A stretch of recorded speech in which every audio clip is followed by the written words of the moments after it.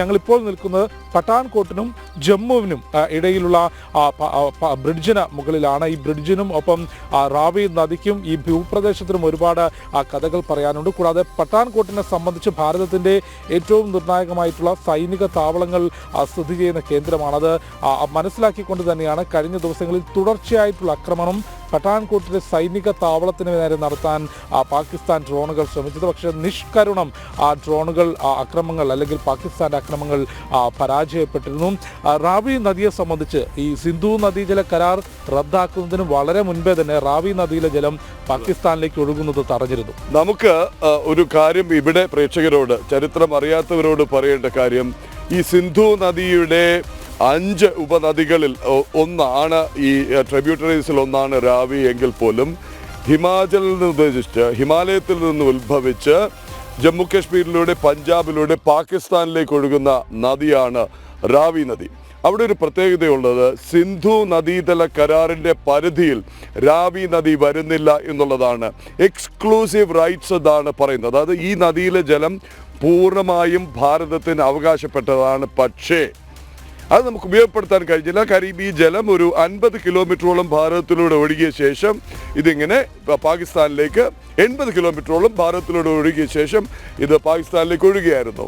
ഇത് തടഞ്ഞ് ഇതിൻ്റെ ജലം ഭാരതത്തിലെ കർഷകർക്കായി ഉപയോഗിക്കാനായുള്ള വളരെ വലിയ ഒരു പദ്ധതിക്ക് രൂപം കൊടുത്തിരുന്നു. വിവിധ ബറാജുകൾ, അതിലേറ്റവും ഒടുവിലത്തെയാണ് ഷാപ്പൂർ കണ്ടി ഡാം.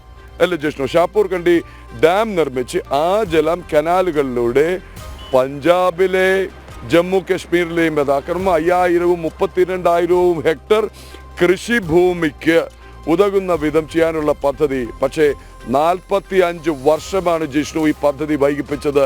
ആരാണ് വൈകിപ്പിച്ചത്? ഏറ്റവും ഒടുവിൽ പദ്ധതി പുനരാരംഭിച്ച ശേഷവും 2014 അന്നത്തെ ജമ്മു കാശ്മീർ സർക്കാർ ഈ പദ്ധതി നിർത്തിവെച്ചു. ആർക്ക് വേണ്ടിയായിരുന്നു ഇത്? ജമ്മു കാശ്മീരിലെയും പഞ്ചാബിലെയും കൃഷിക്കാർക്ക് കിട്ടേണ്ട വെള്ളം ഇവിടെ കിട്ടുന്ന പദ്ധതി ജമ്മു കാശ്മീർ നിർത്തിവച്ചെങ്കിൽ, ആ പദ്ധതി പൂർത്തീകരിക്കുന്നത് തടഞ്ഞെങ്കിൽ അത് ആർക്ക് വേണ്ടിയാണെന്നുള്ള ചോദ്യം അവിടുത്തെ ജനങ്ങൾ ചോദിക്കുന്ന കാലം വിദൂരമല്ല. കാര്യം 2 മാസം മുമ്പ് ഉണ്ണി ആ ജലം, ആ നദിയുടെ ദൃശ്യങ്ങളാണ് ഉണ്ണി കെ വാര്യർ ഇപ്പോൾ കാണിക്കുന്നത്. നന്നായി കാണും. അവിടെ പാറക്കഷ്ണങ്ങളും കല്ലുകളും മാത്രമാണ്. അങ്ങിങ്ങാണ് ജലാംശമുള്ളത്. ഇതുവഴി നിറഞ്ഞ് കവിഞ്ഞ് കുത്തി ഒഴുകിയിരുന്നത് പാകിസ്ഥാനിലേക്കാണ്. ആ ജലം ഇന്ന് സ്വച്ഛന്ദ സുന്ദരമായി.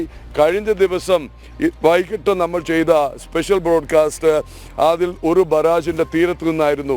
ഇവിടെ കെട്ടിനിർത്തി ഭാരതത്തിലെ, പഞ്ചാബിലെ, ജമ്മു കാശ്മീരിലെ കർഷകരുടെ ഉപയോഗത്തിനായി വിട്ടുകൊടുക്കുകയാണ്.